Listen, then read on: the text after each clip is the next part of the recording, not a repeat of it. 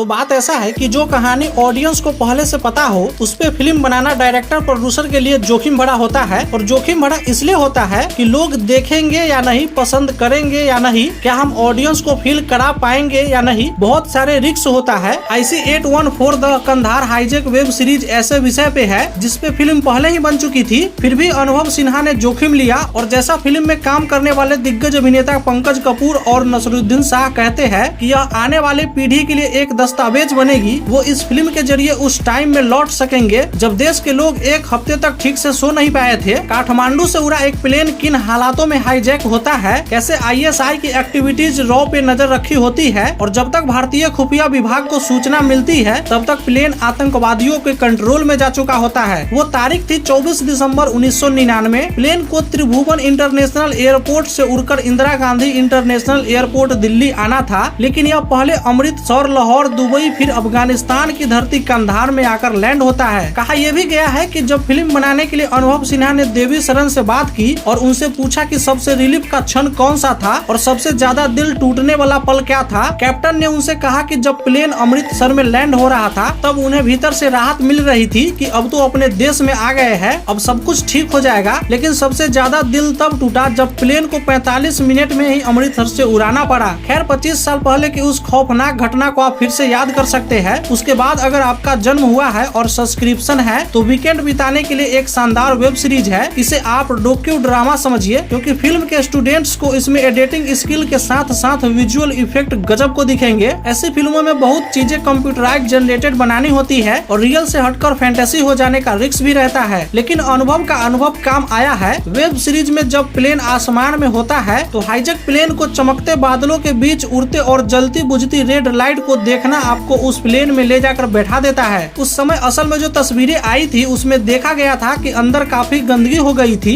ऐसी छोटी छोटी परेशानियों को डायरेक्टर ने अपने इमेजिनेशन से रियल बना दिया है। जब एयर होस्टेस को नाक दबाकर बदबूदार टॉयलेट को बगल में बैठना पड़ता है, एक बार वह साफ करने के लिए भी जाती है लेकिन उल्टी हो जाती है। अनुभव सिन्हा ने इसी तरह वार रूम को सिचुएशन को अपनी इमेजिनेशन से थ्रिलर बनाया है। न्यूज एडिटर के तौर पे दिया मिर्जा और उनका एक पत्रकार का रोल भले ही छोटा रहा हो लेकिन एक बेहद महत्वपूर्ण पहलू को गंभीरता के साथ सामने लाता है। कैसे तब मीडिया को जो पैसेंजर लिस्ट दी गई थी उसमें एक नाम कम था। कौन था वो शख्स जो प्लेन में बैठा और उसका नाम पब्लिक से छिपाया गया। रिपोर्टर उस खबर को पब्लिश करना चाहती थी लेकिन एडिटर देश हित में इसे रोक देती है। बीच बीच में जब असल वीडियो को क्लिप दिखाया जाता है और इस तरह के रियल और रील पिक्चर को प्रेजेंट किया जाता है कि सब कुछ असली ही दिखे, ऐसा लगे कि ऑडियंस सब कुछ अपनी आंखों के सामने घटता देख रही है। यही तो डायरेक्टर की सफलता है। बाद में वेब सीरीज के एक्टरों ने एक प्रमोशनल वीडियो में इसी चीज का तारीफ भी की है। वैसे डॉक्यू ड्रामा कभी कभार बोरिंग हो जाता है। जो लोग उस समय राजनीति को समझने लायक थे उन्हें याद होगा कि अटल बिहारी वाजपेयी की सरकार को कैसे एक के बाद एक आतंकी घटनाओं से जूझना पड़ा था। गठबंधन की सरकार थी इसलिए फैसले लेने से पहले बहुत पक्षों से सलाह लेने में देरी भी हुई थी। इस वेब सीरीज में उस कसमकस को बेहतरीन तरीके से दिखाया गया है। भारत सरकार को कैसे अपने करीब 200 लोगों की जान बचाने के लिए 3 खूंखार आतंकियों को छोड़ना पड़ा जिन्होंने बाद में फिर हमले किए और भारतीयों का खून बहाया। भारत सरकार ने तब अपने लोगों के बदले में जिस मसूद अजहर को छोड़ा था वह जैसे मोहम्मद का सरगना था और आज भी पाकिस्तान में बैठकर भारत के खिलाफ साजिश बुनता रहता है। जेल में बंद मसूद अजहर को छुड़ाने की आतंकियों ने पहले भी कोशिश की थी लेकिन 1999 में वो प्लेन में एक्सप्लोसिव के हथियार लेकर घुसने में कामयाब हो गए। यह सुरक्षा में बड़ी चूक थी। वास्तव में 9/11 हमले के बाद हवाई सुरक्षा दुनिया भर में मजबूत हुई। वेब सीरीज में विजय वर्मा का काम आपको शानदार लगेगा। कैप्टन की भूमिका में वो पूरे समय कॉकपिट में ही रहे लेकिन दर्शकों को बांधकर रखने में कामयाब रहते हैं। उनका सीन ज्यादातर क्रोमा में शूट हुआ है और उससे पहले उन्होंने कॉकपिट सिमुलेटर में जाकर कैप्टन का काम को सीखा समझा था। वो भी कैप्टन देवी शरण को रोल को सबसे महत्वपूर्ण मानते हैं। रोल करने के बाद उन्होंने कहा कि कैप्टन ने पूरी कोशिश की थी कि प्लेन और यात्री सेफ रहे। अपहरणकर्ताओं की बात भी मानी और जहां जैसे संभव हुआ टाइम बाय करने की कोशिश की जिससे एजेंसियां अपना काम कर सके। कुल मिलाकर देखें तो उस खौफनाक घटना को याद करने और बेहतरीन समय बिताने के लिए यह आप वेब सीरीज पूरे परिवार के साथ देख सकते हैं। ये भी याद कीजिएगा कि तब अपने लोगों को छुड़ाने के लिए लोग एयरपोर्ट तक पोस्टर लेकर खड़े थे। 7 दिन बाद जब विशेष फ्लाइट दिल्ली में उतरी तब जाकर जान में जान आई। फिल्म के आखिरी में जब मिनिस्टर के रोल में पंकज कपूर कैप्टन को सैल्यूट करते हैं तो आप जोश से भर उठेंगे। पंकज कपूर ने खुद डायरेक्टर को यह सीन करने के लिए सजेस्ट किया था। विजय वर्मा इसके लिए उनका शुक्रिया अदा करते हैं क्योंकि यह इकलौता सीन है जिसमें उन्हें दिग्गज कलाकार के साथ फ्रेम में आने का मौका मौका मिला। जहाँ तक रेटिंग की बात है तो ऐसी फिल्मों को 6 स्टार देना बनता है, क्योंकि फिल्म ऐसी बनती रहनी चाहिए। बाकी दोस्तों, ये हाईजैक आपके जन्म के पहले हुआ है या फिर आपके जन्म के बाद, कमेंट बॉक्स में जरूर बताइए। और आपने ये वेब सीरीज देखी है तो भी बताइएगा कैसी लगी आपको, और नहीं भी देखी है तो आप जाकर के नेटफ्लिक्स पे देखिए। रियल स्टोरी, रियल घटनाओं पे आधारित वेब सीरीज है। और ये वीडियो पसंद आई हो तो वीडियो को लाइक जरूर कीजिएगा, और चैनल पे पहली बार आए हैं तो चैनल को सब्सक्राइब करके बेल आइकन को प्रेस करना बिल्कुल भी ना भूले। मिलते हैं किसी दूसरे वीडियो में, तब तक के लिए टेक केयर, गुड बाय।